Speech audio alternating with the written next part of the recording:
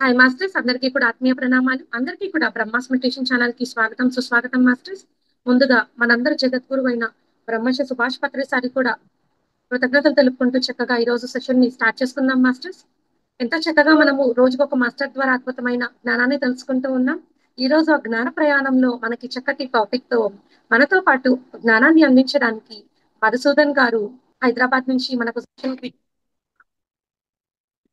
ఎంపిక చేసుకున్న ఒక టాపిక్ జ్ఞాన నేత్రం. సార్, మీకు ముందుగా బ్రహ్మాస్ మెడిటేషన్ ఛానల్ కి స్వాగతం, సుస్వాగతం sir. Thank you so much sir. Over to you sir. Thank you madam. ముందుగా మరి మనందరకు ఈ శ్వాస మీద ధ్యాస అనే సత్య మార్గాన్ని అందించినటువంటి జగద్గురు బ్రహ్మర్షి పితామహపత్రిస్ గారికి ధన్యవాదాలు తెలుపుకుంటూ, అలాగే మరి నన్ను తట్టి లేపిన గురువులు బ్రహ్మ విద్వరిష్ట తటవర్తి రాజలక్ష్మి మేడం, బ్రహ్మర్షి తటవర్తి వీర రాఘవరావు సార్ దంపతులు వారికి కూడా ధన్యవాదాలు తెలుపుకుంటూ, ఈ జూమ్ కార్యక్రమాన్ని నిర్వహిస్తున్నటువంటి మాస్టర్స్కి, ఇందులో పాల్గొన్నటువంటి ఆత్మబంధువులందరికీ కూడా నా యొక్క నమస్కారం. నా పేరు మధు. నేను హైదరాబాద్ నుంచి మాట్లాడుతున్నాను. ఈరోజు మనం తెలుసుకోబోయే అంశం ఏమిటంటే జ్ఞాననేత్రం అనే అంశం గురించి మరి నేను అర్థం చేసుకున్నది మీతో పంచుకునే ప్రయత్నం చేస్తాను. జ్ఞాననేత్రం టాపిక్ ఇక్కడ ఏమిటంటే మనకు చాలామంది మనం ఏం చేస్తామంటే ఇప్పుడు ఇంటి ముందర తులసి చెట్టును పెంచుకుంటూ ఉంటారు. ముఖ్యంగా హిందువుల్లో చాలామంది ఇంటి ముందు తులసి చెట్టు పెంచుకుంటారు.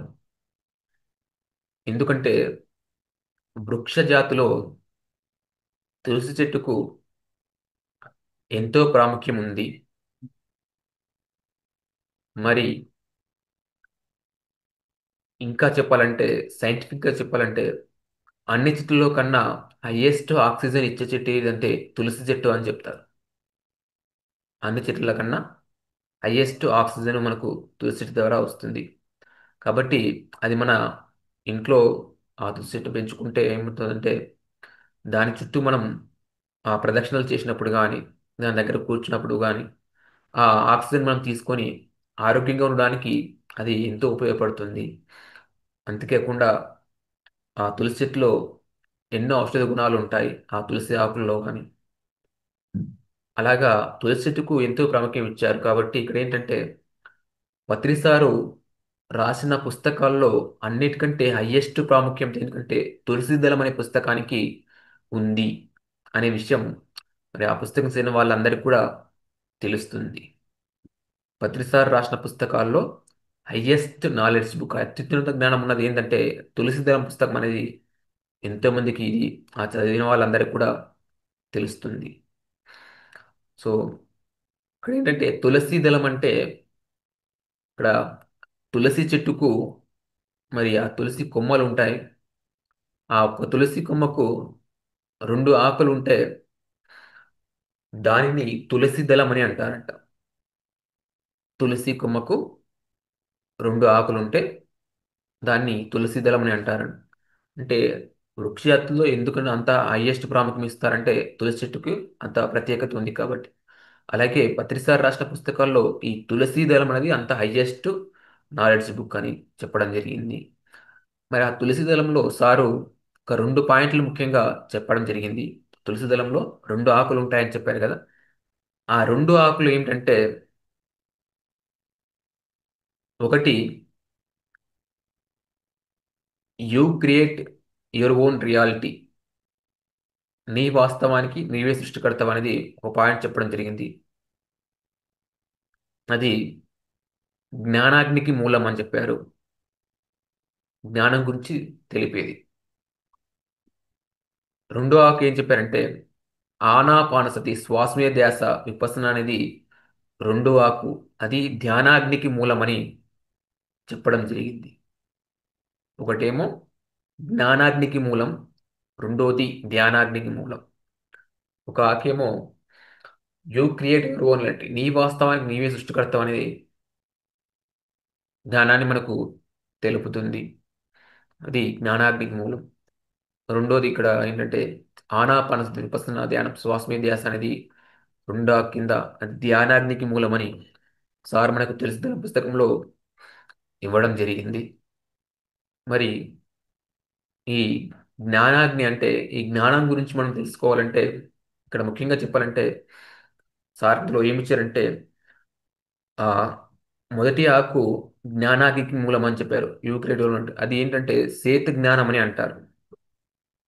సేతు జ్ఞానం లాంటి హయ్యెస్ట్ నాలెడ్జ్ తెలుసుకోవాలంటే ఇక్కడ ఏంటంటే జ్ఞానచక్షువును సంపాదించుకోవాలని చెప్పారు. జ్ఞానచక్షువును సంపాదించుకుంటే సేతు జ్ఞానం లాంటి జ్ఞానాన్ని మనం అర్థం చేసుకోవచ్చు.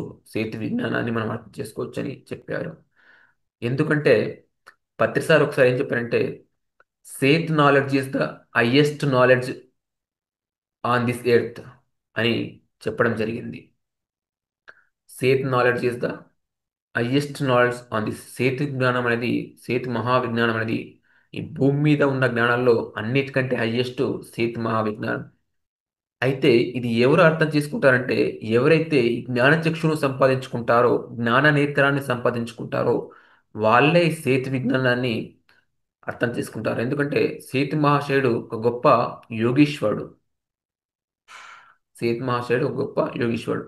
అలాంటి వారి జ్ఞానాన్ని అర్థం చేసుకోవాలంటే ఈ జ్ఞానచక్షును సంపాదించుకోవాలని సారు మరి ఆ బుక్లో మనకు చెప్పడం జరిగింది.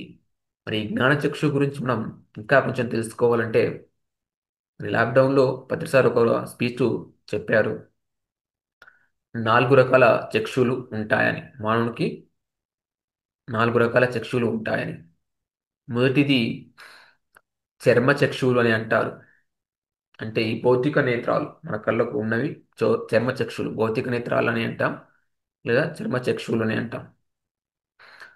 రెండోది మనోచక్షువు లేదా మనోనేత్రం అని అంటాం. మూడోది దివ్యచక్షు లేదా దివ్యనేత్రం అని అంటాం. నాలుగోది జ్ఞానచక్షు లేదా జ్ఞాననేత్రం అని అంటాం. 4 కన్ను. చాలా మందికి ఇప్పుడు ఏంటంటే మన పిఎస్ఎస్ఎంలో ఈ థర్డ్ ఐ 3 కన్ను వరకు తెలుసు, కానీ 4 కన్ను ఉందనే విషయం కూడా చాలా మందికి ఇంకా తెలియదు. కానీ పత్రిసారి లాక్డౌన్లో ఆ 4 రకాల చక్షుల గురించి చెప్పినప్పుడు అందులో స్పష్టంగా ఈ 4 రకాల వాటి గురించి చెప్పడం జరిగింది. మొట్టమొదటి చర్మచక్షువులు, రెండోది మనోచక్షువు, మూడోది దివ్యచక్షువు, నాలుగోది జ్ఞానచక్షువు. సో మరి ఇవి ఎలా వస్తాయి ఈ చక్షులు అనేవి? అంటే ఈ దివ్యచక్షువు ఎట్లా వస్తుంది, దివ్యనేత్రం ఎలా వస్తుంది, ఈ జ్ఞానచక్షువు ఎలా వస్తుంది, ఈ జ్ఞాననేత్రం అనేది ఎలా వస్తుంది అనే దాని గురించి కొద్దిగా మనం తెలుసుకుందాం. మొట్టమొదటిగా ఏంటంటే ఈ చర్మచక్షువులతో వీటిని భౌతిక నేత్రాలని కూడా అంటాం. వీటిని ఏంటంటే మనం మామూలుగా కంటికి కనిపించేవి. ఈ భౌతిక నేత్రాలతో మన చుట్టూ ఉన్న వాటిని మనం చూడగలుగుతాము.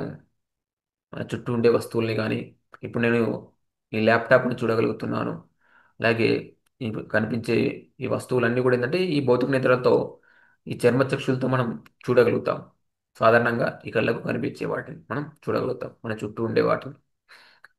అలాగే మనోచక్షువుతో ఏంటంటే మనసుకు సంబంధించిందే మనోచక్షు అని అంటారు. మనోనేత్రం అనేది మనసుకు సంబంధించింది. ఈ మనోనేత్రంలో మనసులో ఉన్నవన్నీ చూస్తూ ఉంటారు. మనసులోవి మనోనేత్రంతో చూస్తూ ఉంటారు.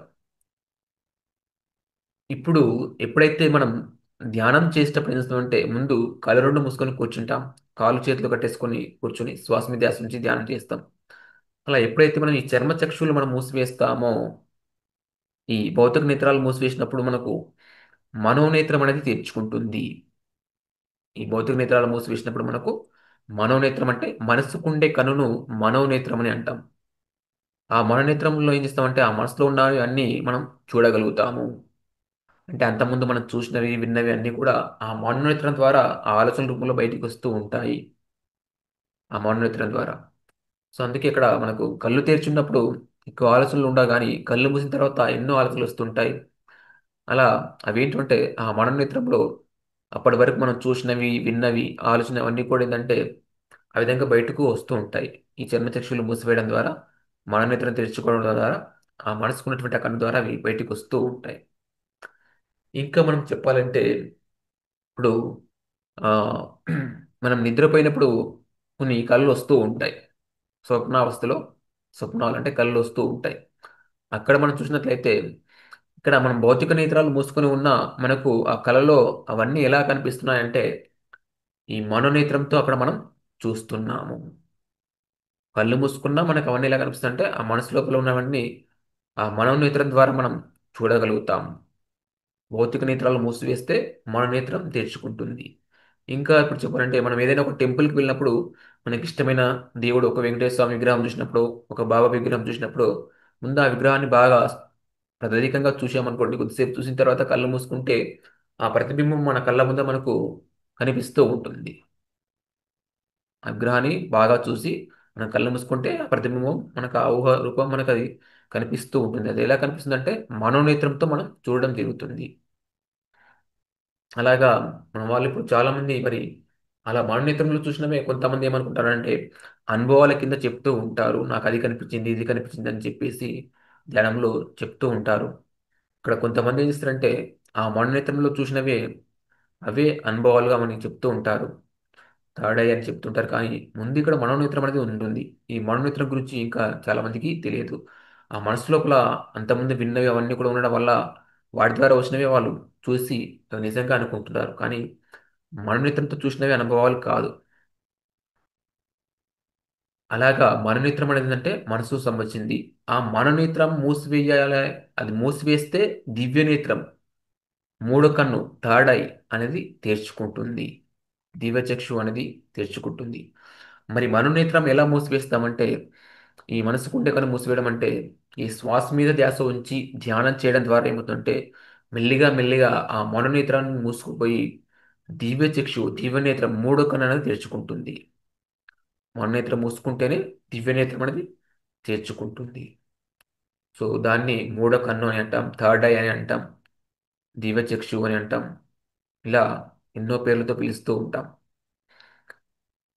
మరి ఆ మూడో కన్ను అనేది కూడా రావాలంటే ఇక్కడ మనకి శ్వాస మీద ధ్యాస ఉంచి ధ్యానం చేయడం ద్వారానే మనం ఆ మూడో కన్నును కూడా మనం సంపాదించుకోవచ్చు, థర్డ్ ఐ. మరి పత్రి సార్ కూడా ఎన్నో సందర్భాల్లో చెప్తూ ఉంటారు ధ్యానం ద్వారా మనకు ఆ దివ్య చక్షు ఉత్తేజితం అవుతుందని చెప్పేసి సార్ కూడా ఎన్నో సందర్భాల్లో చెప్పడం జరిగింది. మరి ఇక్కడ ఈ మూడో కన్నుతో ఏంటంటే మనం ఈ దివ్య చక్షుతో ఈ కళ్ళతో చూడలేనివి ఎన్నో మనం చూడగలుగుతాము. ఈ భౌతిక నేత్రాలతో చూడలేనివి మనం ఆ దివ్య చక్షుతో, ఆ మూడో కన్నుతో, థర్డ్ ఐతో మనం చూడగలుగుతాము. ఎన్నో లోకాలు, ఇతర లోకాలు, కంటికి కనిపించని లోకాలు మనం చూడగలుగుతాం. కంటికి కనిపించని మనుషులను అంటే ఆస్ట్రల్ మాస్టర్స్ని మనం ఆ థర్డ్ ఐతో చూడగలుగుతాం. సూక్ష్మ శరీరధారులు వాళ్ళని చూడగలుగుతాం. మన యొక్క గత జన్మల్ని మనం చూసుకోగలుగుతాం. ఆ మూడో కన్ను ద్వారా మన యొక్క గత జన్మలు కూడా మనం చూసుకోగలుగుతాం. అంతేకాదు గత జన్మల్లో మనం చేసిన ఆ కర్మలను బట్టి మరి ప్రస్తుత తర్వాత జన్మలో వచ్చే ఫలితాలను అవి కూడా మనం అర్థం చేసుకోగలుగుతాం ఆ మూడో కన్ను ద్వారా.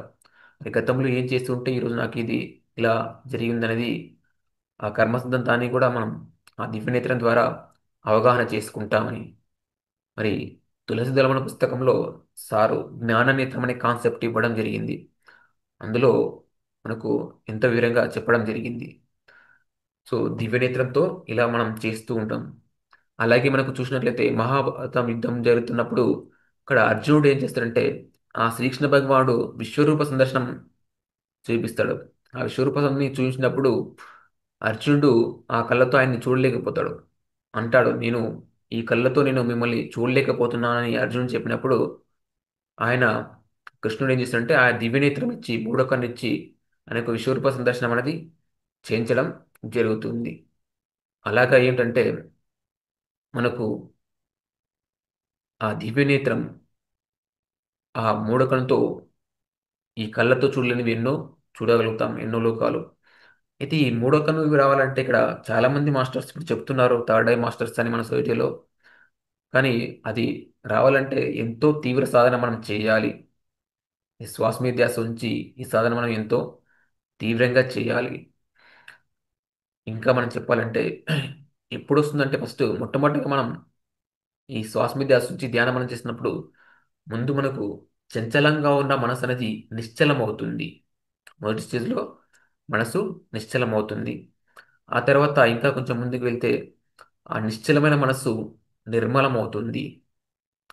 రెండో స్టేజ్లో అంటే ఆ సాధన మనం తీవ్రంగా మనం చేస్తున్నప్పుడు, అంటే తీవ్ర ధ్యాన సాధన చేస్తున్నప్పుడు, తీవ్ర ధ్యాన సాధన అంటే ఏమిటంటే గంటలు గంటలు ధ్యానం చేయడం కాదు, గంటలు గంటలు ధ్యాన స్థితిలో కూర్చోవడం, దాన్ని తీవ్ర ధ్యాన సాధన అంటారు. గంటలు గంటలు ధ్యానం చేయడం కాదు, గంటలు గంటలు ధ్యాన స్థితిలో కూర్చోడాన్ని తీవ్ర ధ్యాన సాధన అని అంటారు. అంటే 3 గంటలు కూర్చున్న 3 నిమిషాలు లేదా 5 నిమిషాలు అయినట్టుగా అనిపిస్తూ ఉంటే దాన్ని తీవ్ర ధ్యాన సాధన అని అంటారు. అలా ఆ తీవ్ర ధ్యాస చేసినప్పుడు ఏంటంటే ఇక్కడ నిశ్చలంగా ఉన్న మనసు నిర్మలం అంటే శుద్ధంగా తయారవుతుంది. ఆ రెండో స్టేజ్ అని అంటారు ధ్యానంలో. మొదటి స్టేజ్లో చంచలంగా ఉన్న మనసు నిశ్చలం అవుతుంది. అక్కడ కొన్ని లాభాలు మనం పొందుతాం. రెండో స్టేజ్లో నిశ్చలమైన మనసు నిర్మలం అవుతుంది, అంటే శుద్ధి అవుతుంది. అక్కడ కొన్ని లాభాలు మనం పొందుతాం. మూడో స్టేజ్లో నిర్మలమైన మనసు శూన్యం అవుతుంది. మనసు శూన్యం అవుతుంది. అక్కడ మనకు ఆ మనసు శూన్యమైనప్పుడు ఆ మూడో కన్ను తెరుచుకోవడం, ఆ గజనంలో చూసుకోవడం, హాస్టల్ ట్రావెల్ చేయడం, అలాంటి అనుభవాలు అవన్నీ కూడా అక్కడ మనకు వస్తూ ఉంటాయి. దివ్య నేత్రం మూడో కన్ను తెరుచుకున్నప్పుడు, మనసు శూన్యం చేసుకున్నప్పుడు అక్కడ మనకు అవన్నీ లాభాలు వస్తాయి. ఇంకా మనం చెప్పాలంటే ఈ దివ్య నేత్రం అంటే మూడో కన్ను అనేది ఏంటంటే అతీంద్రియ శక్తి అని అంటారు. అతీంద్రియ శక్తి అంటే ఇంద్రియాలకు అతీతమైనటువంటి శక్తి. ఇది ఎప్పుడు వస్తుందంటే ఇంద్రియాతీత స్థితికి మనం వెళ్ళినప్పుడే ఆ అతీంద్రియ శక్తి అనేది ఆ మూఢకం అనేది వస్తుంది. మరి ఇంద్రియాతీత స్థితి అంటే ఏంటంటే ఈ ఇంద్రియాలకు అతీతమైనటువంటి స్థితి, అంటే ఈ ఇంద్రియాలతో తెలుసుకోలేని స్థితి. మరి ఏ ఇంద్రియాలు అంటే మనకు రెండు రకాల ఇంద్రియాలు ఉంటాయి. ఒకటి బాహ్యేంద్రియాలు, రెండోది అంతరింద్రియం. ఈ బాహ్యేంద్రియాల్లో 5 కర్మేంద్రియాలు ఉంటాయి, 5 జ్ఞానేంద్రియాలు ఉంటాయి, 10 ఉంటాయి. అంతరేంద్రియం ఏమిటంటే మనసును అంతరేంద్రియం అని అంటారు. అలా ఎప్పుడైతే ఈ 5 బాహ్యేంద్రియాలు, 10 బాహ్యేంద్రియాలు ఇవన్నీ మనం ఏం చేస్తామంటే ధ్యానం చేసినప్పుడు కళ్ళు, చేతులు, ఇవన్నీ కూడా మన ఇంద్రియాలన్నీ కూడా ఆ, పనిచేసే స్థితికి తీసుకెళ్తాం. అంటే కళ్ళు మూసేసుకుంటాం, కాళ్ళు చేతులు కట్టేసుకుంటాం, నోరు చెవులు ఇవన్నీ కూడా కట్టేసుకుంటాం. కాబట్టి అక్కడ ఇంద్రియాత స్థితికి వెళ్ళాలంటే బాహ్యేంద్రియాల ముందు నిగ్రహించుకుంటాం. తర్వాత శ్వాస మీద ధ్యాస ద్వారా అంతరేంద్రియమైనటువంటి మనస్సును కూడా మనం నిగ్రహిస్తాం. అప్పుడు మనకు ఏమవుతుందంటే ఆ అంతరేంద్రియాన్ని మనం నిగ్రహించినప్పుడు అతీంద్రియ స్థితికి మనం వెళ్తాం. ఇంద్రియాతీత స్థితి అని అంటాం దాన్ని. అంటే మనస్సు కూడా పనిచేసే స్థితి. అలా ఆ స్థితికి వెళ్ళినప్పుడు మెల్లిగా ఆ అతీంద్రియ స్థితిలో అలా గంటలు గంటలు కూర్చున్నప్పుడు మనకు అతీంద్రియ శక్తులు వస్తాయి, అతీంద్రియ జ్ఞానం వస్తుంది అని చెప్తారు. అంటే ఇంద్రియాలతో తెలుసుకోలేని జ్ఞానాన్ని మనం తెలుసుకోగలుగుతాం. ఈ ఇంద్రియాలతో పొందలేని శక్తులు మనం, ఆ అతీంద్రియ శక్తులు మనం పొందుతామని. అతీంద్రియ శక్తులు అంటే ఇప్పుడు చెప్తారు థర్డ్ ఐ మూడో కన్ను తెరుచుకోవడం కానీ, క్లియర్ వాయన్స్, క్లియర్ ఆడియన్స్ అని ఇంకా కొన్ని చెప్తూ ఉంటారు. వాటిని అతీంద్రియ శక్తులు అని అంటారని ప్రతిసారి చెప్పడం జరిగింది. Clairvoyance, clairaudience, third eye act, మూడో కన్ను తెరుచుకోవడం అనేది కూడా అతీంద్రియ శక్తులు, ఇంద్రియాలకు అతీతమైన శక్తులు. అవి అతీంద్రియ స్థితికి వెళ్ళినప్పుడే అవి వస్తాయి. అలాగే అతీంద్రియ జ్ఞానం, ఈ కళ్ళతో వీటితో మనం తెలుసుకోలేనివి, ఆ అతీంద్రియ జ్ఞానం కూడా మనం పొందుతాము. అంటే ఇప్పుడు మనం వీరబ్రహ్మేంద్ర స్వామి మనం చూసినట్లయితే ఆయనకు మూడో కన్ను ద్వారా, దివ్య దృష్టి ద్వారా కాలజ్ఞానాన్ని, భవిష్యత్తును చూసి కాలజ్ఞానం రాయడం జరిగింది. ఆయనకు ఆ థర్డ్ ఐ యొక్క పవర్ ఎంత ఉందంటే 700 సంవత్సరాల భవిష్యత్తును ఆయన చూడగలిగాడు. 700 సంవత్సరాలు గతాన్ని ఆయన చూడగలిగాడు. 700 సంవత్సరాల ముందుకు, 700 సంవత్సరాల వెనక్కి ఆయన చూడగలిగే శక్తి ఆయనకు ఆ దివ్య దృష్టిలో ఆయనకు ఉంది. మూడో కన్ను యొక్క పవర్ అంత శక్తివంతుడు ఆయన వీరేంద్ర స్వామి. ఆయన ఎంతో సాధన చేశాడు కాబట్టి ఆ శక్తిని, ఆ సిద్ధిని ఆయన పొందాడు, అతీంద్రియ శక్తిని. అలాగా ఆ భవిష్యత్తును దర్శించి కాలజ్ఞానాన్ని ఆయన రాయడం జరిగింది. ఎన్నో విషయాలు, జ్ఞానానికి సంబంధించిన విషయాలు ఎన్నో ఆయన బోధించడం జరిగింది. అలాగా ఇప్పుడు శివుణ్ణి కూడా ఏంటంటే మూడో కన్ను ఉంది అని అంటారు, త్రినేత్రుడు అని అంటారు. ఆయన కూడా జ్ఞానం ద్వారా మన మూడో కన్ను సంపాదించుకున్నాడు. అలాగే రావణాసురుడిని కూడా ఏంటంటే ఆయన కూడా దివ్యచక్షు మూడో కన్ను ఉంది. హిరణ్యకశిపుడు లాంటి వాళ్ళకు కూడా మూడో కన్ను ఉంది. అయితే వీళ్ళు ఏంటంటే రావణాసురుడు హిరణ్యకశిపుడు వాళ్ళు మూడో కన్నుతో మాత్రమే ఆగిపోయారు. అక్కడితోనే ఆగిపోయారు. సో మన దాంట్లో కూడా ఏంటంటే చాలా మంది మాస్టర్స్ ఆ థర్డ్ అయ్యే హయ్యెస్ట్ అని అనుకుంటారు. ఆ మూడో కన్నే చాలా గొప్పది, చాలా హయ్యెస్ట్ అని అనుకుంటారు. కానీ పత్రిసారి ఏం చెప్పారంటే మూడో కన్ను కాదు, మూడో కన్ను తర్వాత నాలుగో కన్ను జ్ఞాననేత్రం జ్ఞానచక్షు అనేది కూడా ఉంది. అది హయ్యెస్ట్ అని చెప్పారు. ఈ దివ్య నేత్రంని మూసివేస్తే అప్పుడు మనకు జ్ఞాననేత్రం తెరుచుకుంటుంది. మొట్టమొదటగా ఈ చర్మచక్షులు మూసివేస్తే మనోనేత్రం తెరుచుకుంటుంది. మనోనేత్రాన్ని మూసివేస్తే దివ్య నేత్రం థర్డ్ ఐ మూడో కన్ను తెరుచుకుంటుంది. దాన్ని ఆజ్ఞాచక్రం స్థానం అని అంటారు. థర్డ్ ఐ అనేది ఆజ్ఞాచక్ర స్థానం. ఆ దివ్య నేత్రం తెరుచుకున్నప్పుడు అక్కడ మనం కొంత జ్ఞానం తెలుసుకుంటాం. అలాగే ఆ దివ్య నేత్రాన్ని దాటినప్పుడు అది కూడా మూసివేసినప్పుడు మనకు ఏంటంటే జ్ఞానచక్షువు జ్ఞాననేత్రం అనేది తెరుచుకుంటుంది. ఆ జ్ఞాననేత్రం తెలుసుకున్నప్పుడే ఇక్కడ పూర్తిగా జ్ఞానం మనం సంపాదించడం జరుగుతుంది. పూర్ణ జ్ఞానం మనం పొందడం జరుగుతుంది. అలాగా జ్ఞాననేత్రం తెరుచుకున్న వాళ్ళని ఏమంటారంటే ఆత్మజ్ఞాని అని అంటారు. జ్ఞాననేత్రం సంపాదించుకున్న వాళ్ళని ఆత్మజ్ఞానులు అని అంటారు. వాళ్ళు ఎంతో హయ్యెస్ట్ స్థాయిలో ఉన్నవారు, పరిపూర్ణటువంటి స్థితిలో ఉన్నవాళ్ళు, ఆ జ్ఞాననేత్రం తెరుచుకున్న వాళ్ళు. అది హయ్యెస్ట్ స్థాయి. దివ్యనేత్రం అనేది థర్డ్ ఐ అనేది ఒక స్థాయి, కానీ దానికంటే హయ్యెస్ట్ జ్ఞాననేత్రం ఫోర్త్ ఐ అనేది ఇంకా హయ్యెస్ట్ స్థాయి. సో దివ్యనేత్రంతో కొన్ని లాభాలు ఉంటాయి, కానీ జ్ఞాననేత్రంతో ఇంకా అన్ని పూర్ణ లాభాలు అక్కడ మనకు ఉండడం జరుగుతుంది. సో ఇక్కడ ఏంటంటే ఈ దివ్యనేత్రమే తెరుచుకుని థర్డ్ ఐ తోటే ఎంతో గొప్పగా చెప్పుకుంటూ ఉంటారు. థర్డ్ ఐ వచ్చింది, నేను ఇంకా జన్మ తీసుకున్నాను, కానీ అది కూడా పూర్ణ ముక్తి రాదు. థర్డ్ ఐతో మనం కొంతవరకు కొంత తెలుసుకోవచ్చు, కానీ అది కూడా దాటి ఫోర్త్ ఐ నాలుగో కన్ను ఆ జ్ఞాననేత్రం తెరుచుకున్నప్పుడే మనకు ఈ ముక్తి మోక్షం అనేది వస్తుంది అని చెప్పారు. జ్ఞాననేత్రం ద్వారానే మనకు ఆ ముక్తి కానీ మోక్షం అనేది సంపాదించాలంటే ఎవరైనా సరే జ్ఞాననేత్రం సంపాదించుకోవాలనే విషయం మరి సారు చెప్పడం జరిగింది. మరి పత్రిసార్ లాంటి వాళ్ళకు మరి జ్ఞానచక్షు జ్ఞాననేత్రం ఉంది కాబట్టి వాళ్ళు అపారంగా జ్ఞానాన్ని సంపాదించుకోవడం జరిగింది. పూర్ణ జ్ఞానాన్ని సంపాదించుకొని పూర్ణాత్మ స్థాయిలో వాళ్ళు ఉన్నారు.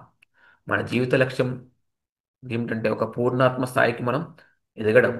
ఆ పూర్ణాత్మ స్థాయికి ఎవరు ఎదుగుతారంటే పూర్ణ జ్ఞానం సంపాదించుకున్న వాళ్ళే పూర్ణాత్మ స్థాయికి.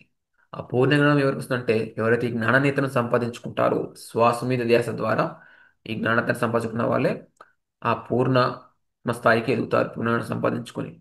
కాబట్టి అందరూ కూడా ప్రతి ఒక్కరు కూడా ఈ జ్ఞాననేత్రాన్ని సంపాదించుకోవాలి ఈ శ్వాస మీద ధ్యాస ద్వారా అని సార్ చెప్పడం జరిగింది. సో అలాగా అన్నిటికంటే హయ్యెస్ట్ జ్ఞానచక్షు అనే విషయం ఇక్కడ మనం అర్థం చేసుకోవాలి. కొంతమంది ఆ మూడో కన్ను ద్వారానే అక్కడే ఆగిపోయారు. ఇక్కడ సార్ కూడా చెప్పారు, రావణాసురుడు కూడా మూడో కన్ను వరకు వచ్చి ఆగిపోయాడు, ఆయన పూర్ణ జ్ఞానం ఇంకా రాలేదు. అందుకే ఆయన మళ్ళీ పతనమయ్యాడు. హిరణ్యాకశిపుడు లాంటి వాళ్ళందరూ కూడా.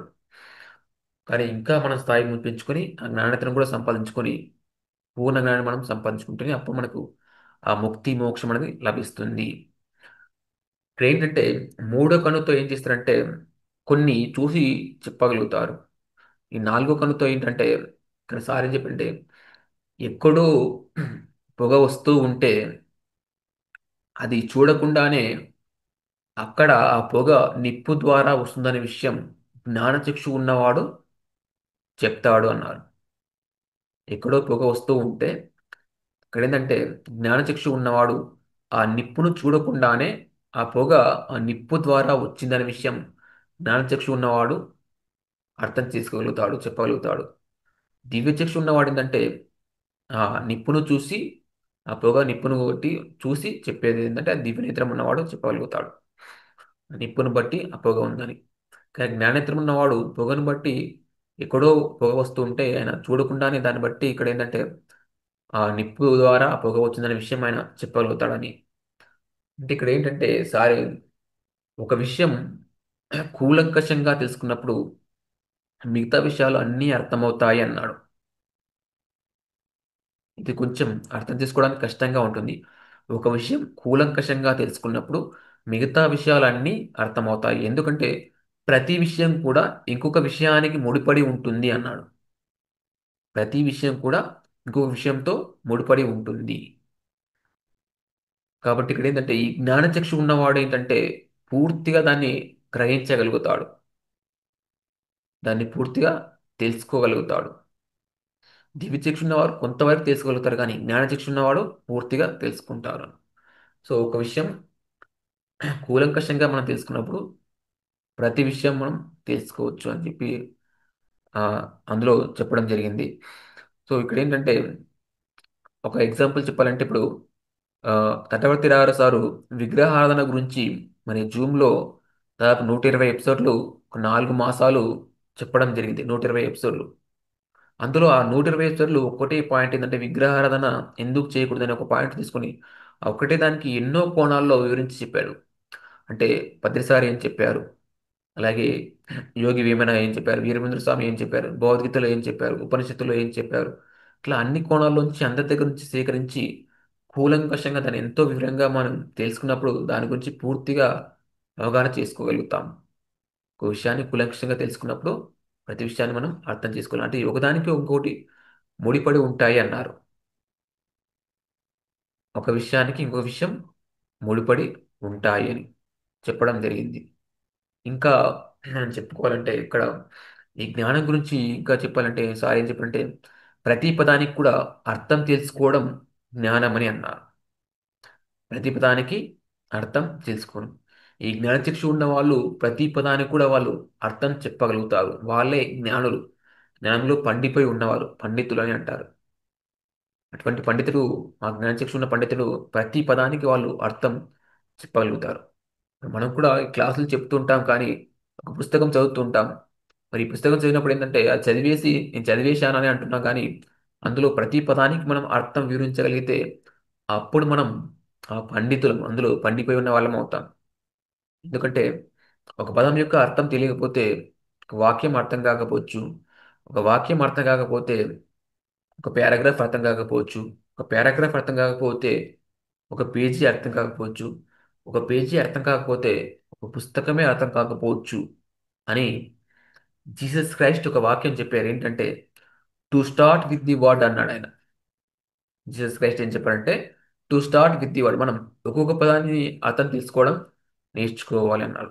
ప్రారంభించాలి, ఒక్కొక్క పదానితో మనం ప్రారంభించాలి, ప్రతి పదానికి మనం అర్థం తీర్చుకోవాలి. అలా జ్ఞానచక్షు ఉన్న వాళ్ళు ఆ స్థాయిలో వాళ్ళు ఏంటంటే ప్రతి పదానికి వాళ్ళ అర్థం చెప్పగలిగారు. అలా తెలుసుకోవడమే జ్ఞానం అంటే. మనకి ఇంకా అన్ని పదాలకు అర్థాలు తెలియవు, మనం ఉపయోగిస్తుంటాం, మనం ఉపయోగించే మాటలకి ఇంకా పూర్తిగా అర్థం తెలియదు. అది ప్రతి పదానికి అర్థం మనం తెలుసుకుంటూ ఉంటే ఎంతో లోతులోకి మనకు ఆ జ్ఞానం అనేది పెరుగుతూ ఉంటుంది. ఇంకా ఇప్పుడు మనం చెప్పాలంటే ఇంకో ఎగ్జాంపుల్ చెప్పాలంటే ఇప్పుడు ఆలయము అంటే అర్థం ఏంటంటే ఉండే ప్రదేశం లేదా ఉండే చోటు అని అంటారు. ఆలయము అంటే అర్థం ఉండే ప్రదేశం లేదా ఉండే చోటు. అలాగే ఇప్పుడు మంచు, హిమము అంటే అర్థం మంచు అని అర్థం. హిమము అనే పదానికి అర్థం ఏంటంటే మంచు అని. హిమాలయాలు అంటే మంచు ఉండే ప్రదేశాలు అని అర్థం. ఆలయము అంటే ఉండే ప్రదేశం, హిమము అంటే మంచు, హిమాలయాలు అంటే మంచు ఉండే ప్రదేశాలు అని. అలాగే మరి గ్రంథాలయం అంటే గ్రంథాలు ఉండే ప్రదేశం, పుస్తకాలు ఉండే ప్రదేశం. వైద్యాలయము అంటే వైద్యం ఉండే ప్రదేశం. విద్యాలయము అంటే విద్య ఉండే ప్రదేశం. వస్త్రాలయము అంటే వస్త్రాలు ఉండే ప్రదేశం. అలాగా దేవాలయము అంటే దేవుడు ఉండే ప్రదేశము. దేవాలయము అంటే దేవుడు ఉండే ప్రదేశము. ఎక్కడ దేవుడు ఉంటే అదే దేవాలయం. మరి దేవుడు ఎక్కడ ఉన్నాడంటే ముందు దేవుడు ఎవరంటే ఆత్మీయ దేవుడు కాబట్టి ఆ దేవుడు అంటే ఆత్మ అన్ని శరీరాల్లో, అందరి జీవుల యొక్క శరీరాల్లో ఉన్నాడు కాబట్టి ఇక్కడ ఎక్కడ దేవుడు ఉంటే అదే దేవాలయం. అంటే ఈ శరీరంలోనే దేవుడు ఉన్నాడు, ఆత్మ ఉంది కాబట్టి మరి ఆ శరీరమే దేవాలయం. అంటే దేహమే దేవాలయం అనే పదం యొక్క అర్థం మనకి ఇక్కడ పూర్తిగా తెలుసుకోగలుగుతాము. దేహమే దేవాలయం అని శంకరాచార్యుల వారు ఎందుకు చెప్పారంటే ఇక్కడ మనకు ఒక్కొక్క పదానికి అర్థం తెలుసుకోవడం ద్వారా అప్పుడు అర్థమవుతుంది, ఓహో ఈ దేహం అనేది దేవాలయం అనే పదం అర్థమవుతుంది. పిరమిడ్ జ్ఞాన నవరత్నాల్లో భద్రసారి చెప్పినటువంటి 4వ పాయింట్. ఆత్మీయ పరబ్రహ్మము, జీవుడే దేవుడు, దేహమే దేవాలయం. శ్వాసే గురువు. 4 పాయింట్ శ్వాసే గురువు. 3వ పాయింట్ ఏంటంటే దేహమే దేవాలయం. 3వ పాయింట్ అది.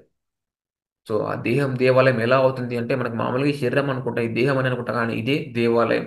ఎలా అనేది ఇప్పుడు మనం చెప్పినట్లుగా ఆ ఒక్కొక్క పదానికి అర్థం తెలుసుకుంటే మనకు అర్థమవుతుంది. ఓహో, దేహమే దేవాలయం. మనకు ఆ దేవాలయం అనే పదానికి అర్థం తెలియకపోవడం వల్ల బయట గుడిని దేవాలయం అని అనుకుంటాం. కానీ ఇక్కడ దేహం దేవాలయం అని చెప్పారు.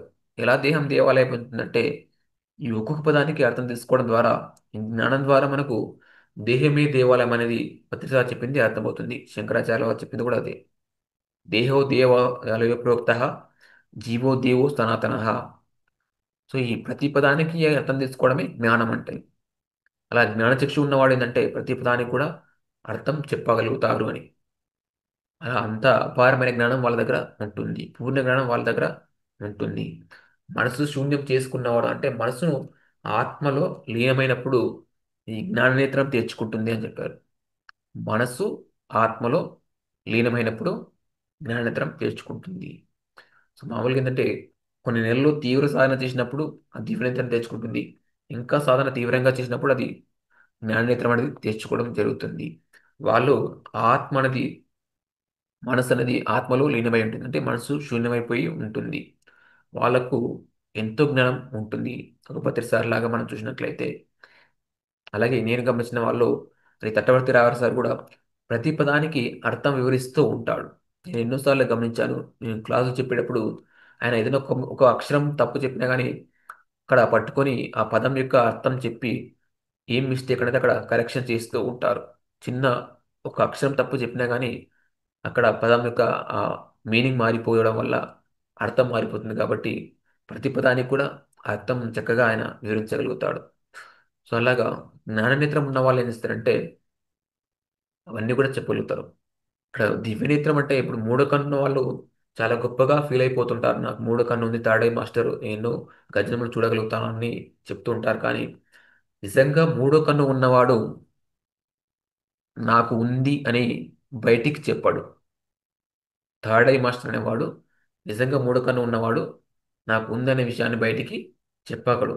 వాళ్ళకు ఉన్నటువంటి ఆ శక్తులు, అతీంద్రియ శక్తుల గురించి బహిర్గతం చేయరు, బయటికి చెప్పరు, గొప్పలు చెప్పుకోరు. అలా చెప్పుకున్నారంటే వాళ్ళకు ఉన్న శక్తులు కోల్పోతారు. వాళ్ళకు ఉన్నటువంటి అతీంద్రియ శక్తుల గురించి మనం చెప్పుకుంటే ఏమవుతుందంటే, వాళ్ళకు చెప్పుకుంటే ఆ ఉన్న శక్తులు కోల్పోతారు.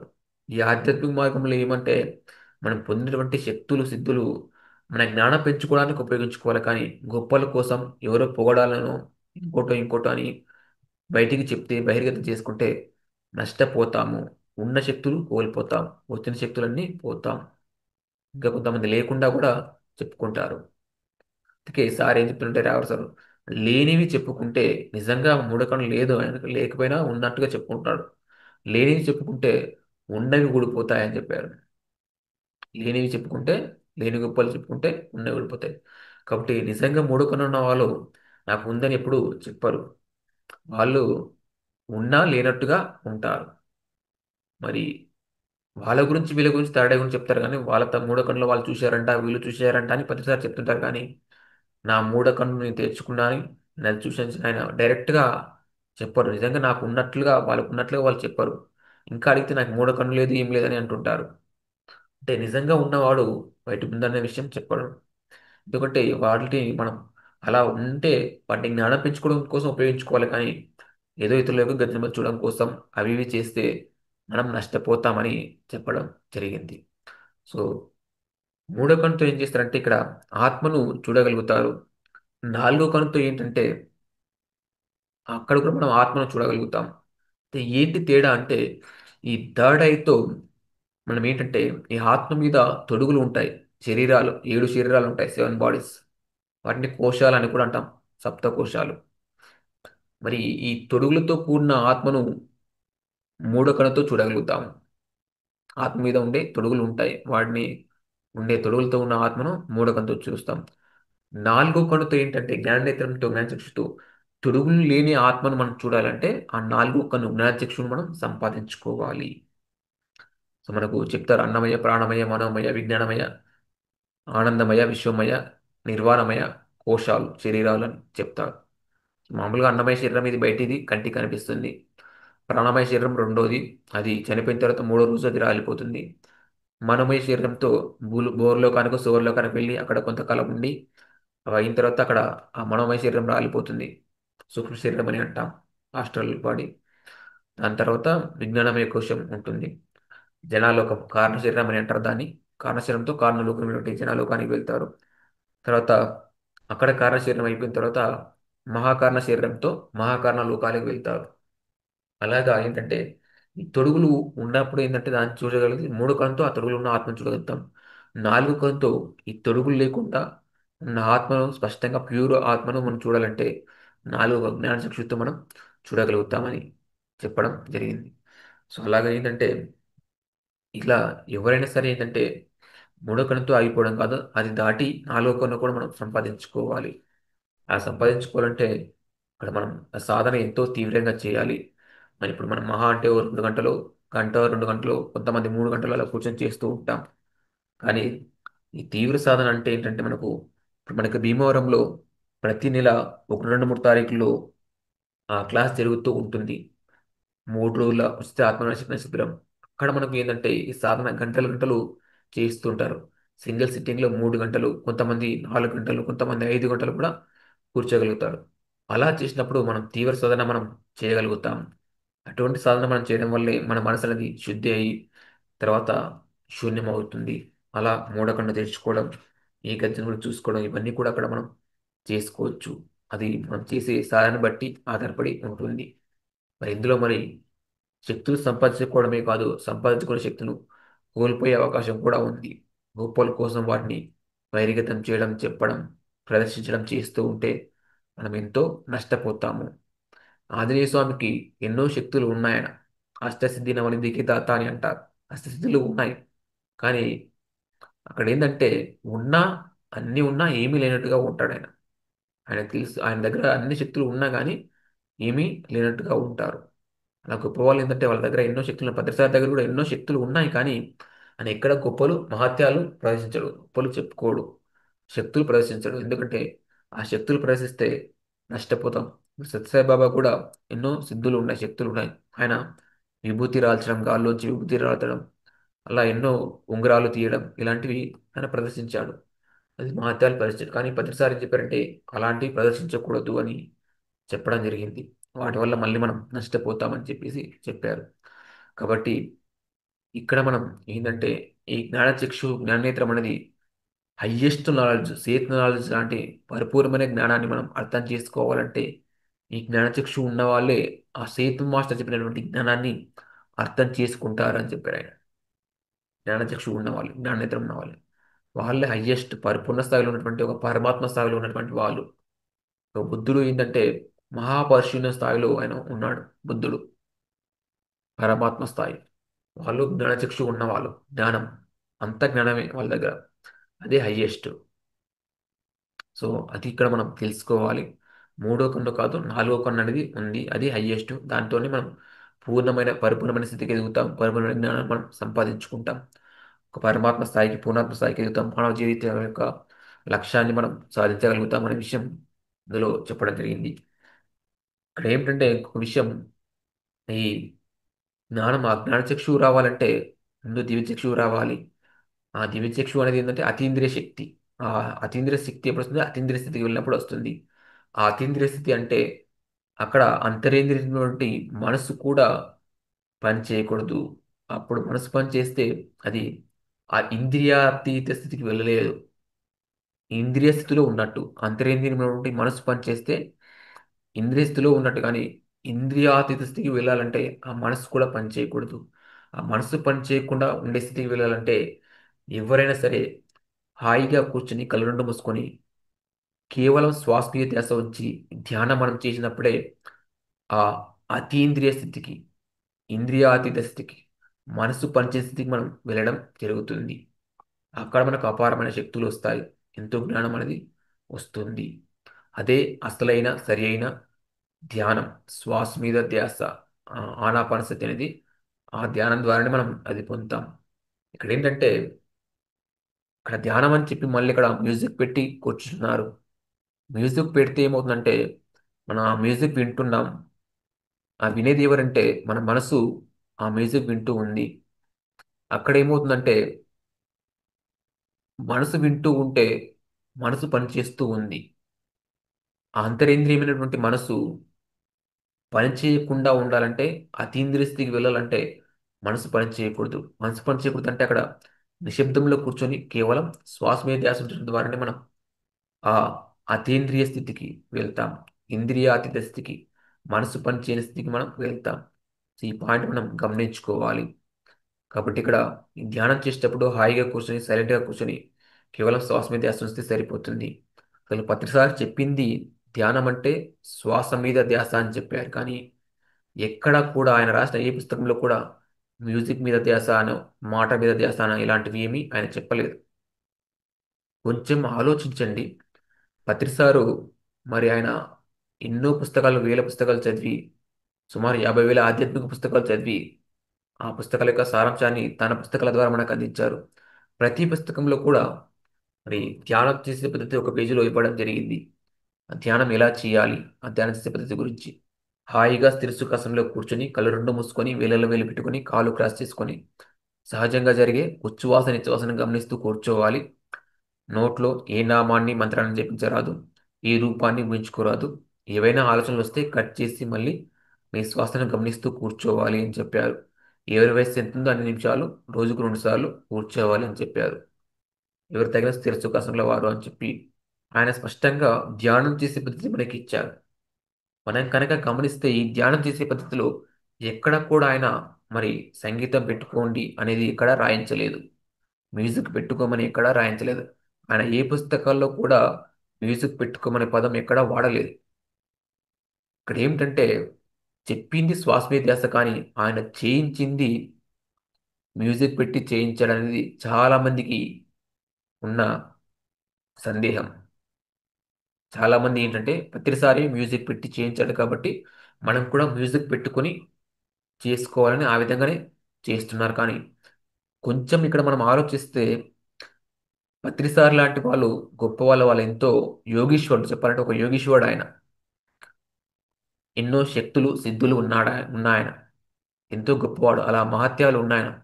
అలాంటి వాళ్ళు, అలాంటి గొప్ప వాళ్ళు చెప్పింది మనం చేయాలి కానీ వాళ్ళు చేసింది మనం చేయకూడదు. ఎందుకంటే ఆ గొప్పవాళ్ళు చేసే పనులకు అర్థాలు వేరే ఉంటాయి. దానికి ఏదో కారణం ఉంటుంది. వాళ్ళు ఊరికే చేయరు ఏ పని. ఒక చిన్న స్టోరీ చెప్తాను. ఒకసారి ఏమైందంటే గౌతమ బుద్ధుడు ఆయన ప్రేషించినటువంటి ఆనందుడు ఇద్దరూ కలిసి ఒక ఊరికి ప్రయాణం అయ్యారు. గౌతమ బుద్ధుడు ఆయన ప్రేషించినటువంటి ఆనందుడు ఇద్దరూ కలిసి ఒక ఊరికి ప్రయాణం అయ్యారు. అలా ప్రయాణప్పుడు దారిలో ఏమైందంటే ఒక ఆసామి కనిపించి బుద్ధుడి దగ్గరికి వచ్చి అడిగాడు. ఏమడిగాడంటే దేవుడు లేడు అని ఆయన అన్నాడు.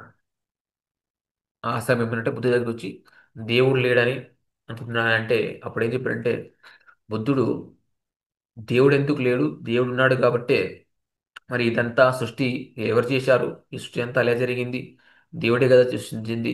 దేవుడు లేకపోతే ఇదంతా ఎక్కడి నుంచి వచ్చింది, ఎవరు చేశారో, ఎలా జరుగుతుంది, ఈ సృష్టి అంతా ఎలా నడుస్తుంది, దేవుడే కదా ఇదంతా సృష్టించింది అని చెప్పి ఆయనకి ఏంటంటే దేవుడు ఉన్నాడు అనేది చెప్తారు. అలా చెప్పిన తర్వాత కొద్దిసేపు తర్వాత మళ్ళీ అలా నడుచుకుంటూ వెళ్తే దారిలో ఇంకొంత దూరం వెళ్ళిన తర్వాత ఇంకొక ఆసామి ఎదురవుతాడు. ఆయన ఏం చెప్పారంటే నేను దేవుడు ఉన్నాడు అని ఆయన చెప్పాడు. దేవుడు ఉన్నాడని నేను అనుకుంటున్నా అని చెప్పాడు. సో అప్పుడు బుద్ధుడు ఏం చెప్పారంటే దేవుడు ఎక్కడున్నాడు, ఉంటే చూపించు, దేవుడు లేడు అని చెప్పేసి ఆయనకు ఆన్సర్ చెప్పాడు. నువ్వు దేవుడు ఉన్నాడంటే దేవుడు ఉంటే ఉన్నాడంటున్నావు, ఎక్కడున్నాడు, ఉంటే చూపించు, కనిపించాలి కదా అని చెప్పేసి ఆయన్ని ప్రశ్నించాడు. ప్రశ్నిస్తే ఆయనకు సందేహం నిజంగా దేవుడు ఉన్నాడా అని ఆయనకు సందేహం వచ్చింది. తర్వాత ఇంకొంచెం దూరం వెళ్ళిన తర్వాత ఏమైందంటే ఇంకొక వ్యక్తి కనిపించి ఏమన్నాడంటే బుద్ధుడి దగ్గరికి వచ్చి దేవుడు ఉన్నాడో లేడో నాకు ఇంకా పూర్తిగా అర్థం కావట్లేదు అని నిర్ణయించుకోలేకపోతున్నానని చెప్పాడు. అప్పుడు బుద్ధుడు ఆయనకు ఒక సమాధానం చెప్పాడు. అంటే ఇక్కడ ఏంటంటే ముగ్గురు విషయాల్లో మూడు రకాల అంటే ముందు దేవుడు లేడు అంటే ఉన్నాడని చెప్పాడు. దేవుడు ఉన్నాడంటే లేడని చెప్పారు. దేవుడు ఉన్నాడో లేడో నేర్చుకుంటా అంటే అక్కడ బుద్ధుడు ఏం మాట్లాడకుండా వెళ్ళిపోవడం అది చేస్తే ఏముందంటే ఇక్కడ మొదటి వాడుకు ఈ మూడు రకాలుగా సంబంధాలు చెప్పేసరికి బుద్ధుడు ఏం చేసినట్టే ఆ మూడు రకాలు చెప్పేసరికి ఆ అర్థం కాలేదు. పక్కనే ఉన్న ఆనందుడికి అర్థం కాలేదు ఈ విషయం. ఏంటి బుద్ధుడు ఒకరికేమో ఉన్నాడని చెప్తున్నాడు, ఒకరికేమో లేడని చెప్తున్నారు, ఇంకొకరికేమో ఏం సమాధానం చెప్పకుండా ఇట్లా ఉన్నాడని చెప్పేసి ఈ మూడు రకాల గురించి చెప్పినప్పుడు ఆ ఆనంద్కి సందేహం వచ్చి ఆయన ఏం చెప్పారంటే అడిగాడు, మీరు ఎందుకు ఇలా చెప్పారు సమాధానాలు, ముగ్గురికి మూడు రకాలుగా చెప్పారని చెప్పేసి చెప్పారు. అంటే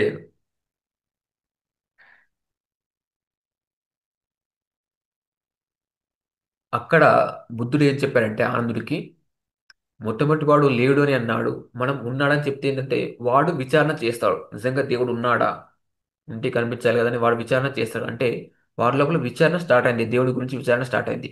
అలాగే రెండో వాడికి లేడు అని చెప్తే ఏంటంటే దేవుడు లేడా, లేకపోతే ఇదంతా ఎలా జరిగింది, అక్కడ మళ్ళీ రెండో వాడి లోపల కూడా విచారణ స్టార్ట్ అయింది.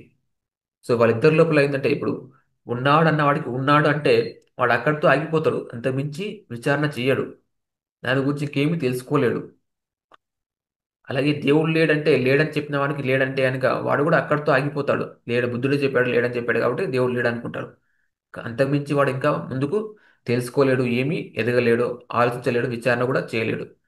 సో ఇప్పుడు ఏంటంటే బుద్ధుడు చెప్పిన సమాధానం వాళ్ళని ఆలోచింపజేస్తుంది, నిజంగా ఉన్నాడా నిజంగా లేడా అనేది వాళ్ళు ఆలోచిస్తారు, విచారణ చేస్తారు, దాన్ని తెలుసుకునే ప్రయత్నం చేస్తారు, అలా ఎదుగుతారు, విచారణ ద్వారా ఎదుగుతారని చెప్పారు. అలా మనం ఎందుకు అలా చెప్పారంటే ఒక సందర్భం ఆ సందర్భాన్ని బట్టి మహానుభావులు ఏం చేస్తారంటే ఆ సందర్భాన్ని బట్టి వాళ్ళు చెప్పే సమాధానం ఆధారపడి ఉంటుంది. అలాగా బుద్ధుడు కూడా ఏంటంటే తన శిష్యుల దగ్గర ఉన్నప్పుడు చెప్పేది ఒక విధంగా ఉంటుంది, ప్రైవేట్గా ఉన్నప్పుడు, పబ్లిక్లో ఉన్నప్పుడు చెప్పేది ఒక విధంగా ఉంటుంది. అంటే ఆ వినే వాళ్ళని బట్టి చెప్పే సమాధానం కూడా ఆధారపడి ఉంటుంది. అలా గొప్ప వాళ్ళు ఏం చేస్తారంటే అందరికీ అన్నిటికీ ఒకే విధంగా సమాధానం చెప్పరు, వినేవాళ్ళు వాళ్ళు అర్థం చేసుకోగలరా లేరా అనేది కూడా వాళ్ళు దాన్ని బట్టి వాళ్ళు ఆన్సర్ ఇస్తూ ఉంటారు. అలాగా ఒకే వ్యక్తి బుద్ధుడు మరి ముగ్గురికి మూడు రకాల సమాధానం చెప్తున్నారంటే దానికి కారణాలు ఎన్నో ఉన్నాయి. ఇప్పుడు మూడో వ్యక్తి కూడా ఏ సమాధానం చెప్పకుండా వెళ్ళాడు అంటే ఈయన ఆ విచారణలో ఉన్నాడు కాబట్టి అక్కడ అర్థం అంటే అక్కడ ఏం చెప్పారంటే ఆ, ఒకసారి ప్రతిసారి కూడా ఇదే విషయము మరి చెప్తూ ఏమన్నారంటే నేను మీకెవరికి అర్థం కానయ్యా అని అన్నాడంట. నేను మీకెవరికి అర్థం కానయ్యా, నేను చేసే పనులకు కారణం ఏంటో నాకే తెలుసు అని చెప్పాడంట. నేను చేసే పనులకు కారణం ఏంటో నాకే తెలుస్తుంది. అంటే ఒక ఊరికి వెస్ట్ గోదావరి డిస్టిక్లో ఒక ఊరికి క్లాస్కి వెళ్ళినప్పుడు అక్కడ మరి ఆ ఇంట్లో సారికి దాహం వేసినప్పుడు ఆ ఇంట్లో ఆయన ఒక గ్లాస్లో నీళ్లు తీసుకెళ్ళి ఒకరు తీసుకెళ్ళి ఇస్తారంట. ఇచ్చినప్పుడు ప్రతిసారి ఏం చేస్తారంటే ఆ గ్లాస్లో నీళ్లు తీసుకొని ఎదురుగా ఉన్న ఇంకో వ్యక్తి మొహం మీద నీళ్లు చల్లాడంట. చల్లినప్పుడు అందరూ ఆశ్చర్యపోయారు, సార్ ఎందుకు ఇలా చేశాడు అని ఆశ్చర్యపోయారు.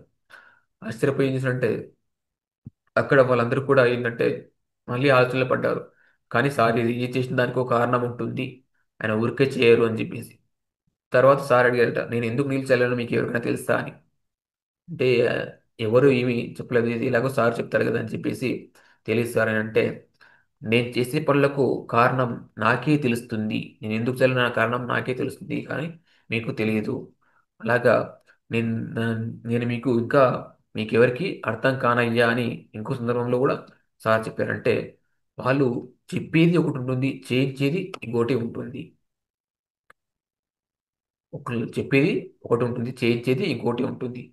కాబట్టి ఇక్కడ వాళ్ళు చేయించారని మనం చేయించకూడదు, వాళ్ళు చేయించింది చేస్తే మనం నష్టపోతాం, వాళ్ళు చెప్పింది చేస్తే మనం లాభం పొందుతాము. అలా చెప్పింది ఆనాపానసతి శ్వాస మీద ధ్యాస, అది మనం చేస్తే లాభం పొందుతాము. అంతేకాని మన మాటలు వినుకుంటూ కూర్చోవడం, గైడింగ్ వినుకుంటూ కూర్చోవడం, పాటలు వినుకుంటూ కూర్చోవడం చేస్తే అసలు మనసు పని చేసేది మనం వెళ్ళలేము. అక్కడ ఏమిటంటే కూర్చున్నారా లేదా అని చూస్తున్నాం కానీ ధ్యాన శక్తి స్థితికి వెళ్ళామా లేదా, శక్తిని పొందామా లేదా అని అంత లోతుల్లోకి ఇంకా మనం ఆలోచించట్లేదు.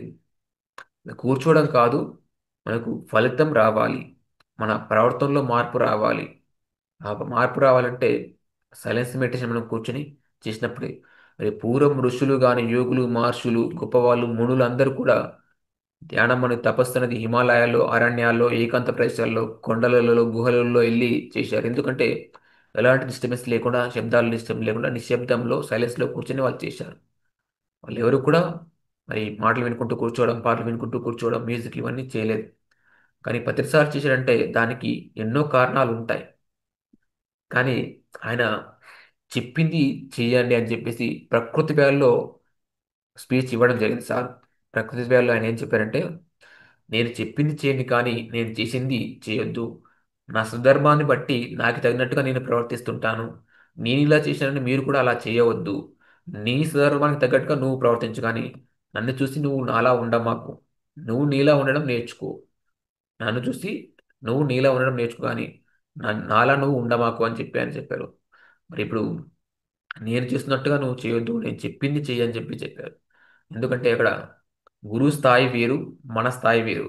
ఆయన ఎంతో శక్తివంతుడు, ఎంతో జ్ఞానవంతుడు, అపార శక్తివంతుడు కాబట్టి అలాంటి వాళ్ళు వాళ్ళు చెప్పింది మనం చెయ్యాలి. ఎందుకంటే మన స్థాయి ఏంటో, మన శక్తి ఏంటో వాళ్ళకు బాగా తెలుసు. మన స్థాయికి తగ్గట్టుగా వాళ్ళు అవి చెప్తూ ఉంటారు. కాబట్టి ఇక్కడ అర్థం చేసుకోవాల్సిందంటే పరమ గురువులు వాళ్ళు చేసింది చేయకూడదు, వాళ్ళు చెప్పింది మనం చేయాలి. ఒక చిన్న ఎగ్జాంపుల్ ఏంటంటే ఇప్పుడు షిరిడి బాబా పొయ్యి మీద అన్నం పొయ్యి మీద ఉడుకుతున్న అన్నాన్ని చేత్తో కలిపేవాడు. ఆయన ఒక గొప్ప సద్గురు. మరి అంత గొప్ప ఆయన చేత్తో కలిపిన ఆయనకి ఏమీ కాలేదు. అదే అన్నం మనం చేత్తో మనం కలపగలుగుతామా అంటే కలపలేం. చెయ్యి ఊడిపోతుంది ఆ వేడివేడి దాంట్లో మనం చేయి పెడితే. కానీ మరి బాబాకి ఎందుకు కాలేదంటే ఆయన అపార శక్తివంతుడు. అలాంటి వాళ్ళు చేసే పనులకు ఎన్నో కారణాలు అంతరార్థాలు ఉంటాయి. కాబట్టి వాళ్ళు లోకం కోసం ఆ సందర్భాన్ని తగ్గట్టుగా వాళ్ళు అవి చేస్తూ ఉంటారు. ఇక్కడ మనం వాళ్ళు చేసినట్టుగా చేస్తే మనం నష్టపోతాం. అందుకే ప్రతిసారి అన్నాడు, నేను చెప్పింది చేయకండి, నేను చేసింది చేయండి కాదు. నేను చేసింది చేయొద్దు అంటే నేను ఇలా చేస్తున్నాను మీరు ఇలా చేయొద్దు. నేను చెప్పింది చేయండి. నేను చెప్పింది శ్వాస మీద ధ్యాస కాబట్టి అది మనం చెయ్యాలని. ఇక్కడ నేను చేసినట్టుగా చేస్తే పులిని చూసి నక్క వాత పెట్టుకున్నట్టు అని చెప్పాడు సార్. పులిని చూసి నక్క వాత పెట్టుకుంటే నక్కకే నష్టం కానీ పులికి నష్టం కాదు. పులిని చూసి నక్క సలాం కొట్టి వెళ్ళిపోవాలి అన్నాడు.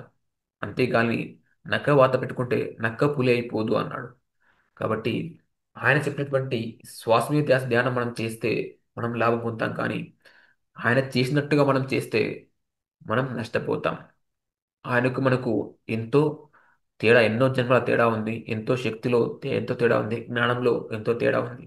ఆయన స్థాయి వేరు, మన స్థాయి వేరు కాబట్టి అటువంటి గొప్ప వాళ్ళు చెప్పింది మనం చేస్తే మనం కూడా వాళ్ళలాగా తయారవుతాం కానీ వాళ్ళు చేసినట్టుగా చేస్తే మనం నష్టపోతాం అనే విషయాన్ని ఇక్కడ మనం అర్థం చేసుకోవాలి. సో చివరిలో ఒక స్టోరీ ఏంటంటే గురుగారు శిష్యులను తీసుకొని ఒక జాతరకు వెళ్తూ ఉంటారు. ఆ జాతరకు వెళ్ళినప్పుడు ఏంటంటే ఈ శిష్యులకు ఎప్పుడు ఏం అలవాటు అంటే గురువు ఏం చేస్తే అదే చేస్తూ ఉంటారు. గురువు చేసిందే చేస్తూ ఉంటారు. అప్పుడు ఆ గురువుగారు ఏమనుకున్నారంటే ఈ శిష్యులకు పాఠం నేర్పించాలని చెప్పి ఆ జాతరలో ఏం చేశారంటే ఒక దగ్గర స్వీట్ షాప్ కనిపిస్తే వెళ్ళి ఆ షాప్ దగ్గర ఒక స్వీట్ తీసుకొని తింటారు. మరి గురువుగారు తిన్నారని శిష్యులందరూ కూడా అదే ఆ విధంగానే తింటూ ఉంటారు. తింటే అప్పుడు ఆ గురువుగారు ఏం చేస్తారంటే ఇంకొంచెం ముందుకు వెళ్ళి ఇంకో దగ్గర ఒక సమోసా స్టాల్ కనిపిస్తే అక్కడ ఆ సమోసా షాప్లో ఒక సమోసా తీసుకొని తింటారు. మరి గురువుగారు తిన్నారని వీళ్ళ శిష్యులందరూ కూడా తలా రెండు రెండు తింటారు సమోసాలు. గురువు తిన్నారు కదా అని చెప్పేసి వీళ్ళు కూడా అలాగే తింటారు. అప్పుడు గురువుగారు ఇంకొంచెం ముందుకు వెళ్ళి ఏం చేస్తారంటే అక్కడ బగబగా మండే నిప్పుల కొలిమి ఒకటి ఉంటుంది. ఆ నిప్పుల కొలిమిలోంచి ఒక నిప్పు కణిక, ఒక నిప్పు రవ్వని తీసుకొని ఆయన నోట్లో వేసుకుంటారు. వేసుకొని శిష్యుల వైపు చూస్తూ ఉంటాడు. చూస్తూ ఉంటే శిష్యులందరూ కూడా గురువుగారిని చూస్తారు. గురువుగారిని చూసినప్పుడు గురువుగారు అంటారు ఏమైంది తినండి అని చెప్పినప్పుడు శిష్యులు అంటారు అయ్యో గురుగారు మీరంటే గురుగారు మరి మీ శక్తి వేరు మా శక్తి వేరు మీరు ఏదైనా చేయగలరు అని చెప్పి అంటారు. మరి ఇందాక నేను స్వీట్ తింటే స్వీట్ తిన్నారు, నేను సమోసా తింటే నేను సమోసా తిన్నారు, మీరు సమోసా తిన్నారు. మరి ఇప్పుడు ఇది కూడా తినండి అంటప్పుడు ఏంటంటే మీ స్థాయి వేరు మా స్థాయి వేరు, మీ శక్తి వేరు మా శక్తి వేరు అని చెప్పి శిష్యులు అంటారు. కాబట్టి ఎప్పుడైనా కానీ గురువు చేసినట్టుగా కాదు, గురువు చెప్పినట్టుగా చేయండి. పత్రి సారు ఏం చెప్పాడు అనేది ఆలోచించండి, విచారణ చేసుకోండి. ధ్యానం ఆనాపానసతి అనే పుస్తకం రాశాడు, అందులో చదవండి. ఎక్కడైనా మ్యూజిక్ పెట్టుకుని అనే పదం రాశాడా? ధ్యానం చేసే పద్ధతి పాంప్లెట్లో రాయించాడు సారు. పాంప్లెట్లో ప్రతి పాంప్లెట్లో రాయించే పద్ధతి రాయిస్తూ మనం పంచుతూ ఉంటాం. మన పిరమిడ్ ధ్యాన కేంద్రాల్లో కూడా ధ్యానం చేసే పద్ధతి రాయించాం. కానీ ఎక్కడ కూడా మ్యూజిక్ పెట్టుకుండా అనే పదం రాయించలేదు. చేయించడం మ్యూజిక్తో చేయించడం కానీ రాయించడం రాయించలేదు. కాబట్టి అక్కడ చేయించినట్టుగా కాదు, చెప్పినట్టుగా చేస్తే లాభం మనం పొందుతాం. ఈ విషయాన్ని మనం అర్థం చేసుకొని ఆచరణలో పెట్టుకునే ప్రయత్నం చేద్దాం. సరైన ధ్యానం, శ్వాస మీద ధ్యాస, సైలెన్స్ మెయింటైన్ చేసి మనం ఆ జ్ఞానచక్షుని సంపాదించుకుంటేనే మానవుడు మాధవుడుగా ఎదుగుతాం. మన యొక్క జన్మ లక్ష్యాన్ని మనం సాధించగలుగుతాం. మరి ఈరోజు నాకు ఈ అవకాశం ఇచ్చినటువంటి బ్రహ్మాస్ మెడిటేషన్ ఛానల్ వారికి, అలాగే మనందరి గురువైనటువంటి బ్రహ్మర్షి పత్రిజీ గారికి, మరి బ్రహ్మర్షి తటవర్తి రావు సార్ గారికి, రాజలక్ష్మి మేడంకి ధన్యవాదాలు తెలుపుకుంటూ, జూమ్లో పాల్గొన్నటువంటి ఆత్మబంధాలు కూడా నా యొక్క ధన్యవాదాలు. Thank you, thank you, thank you very much.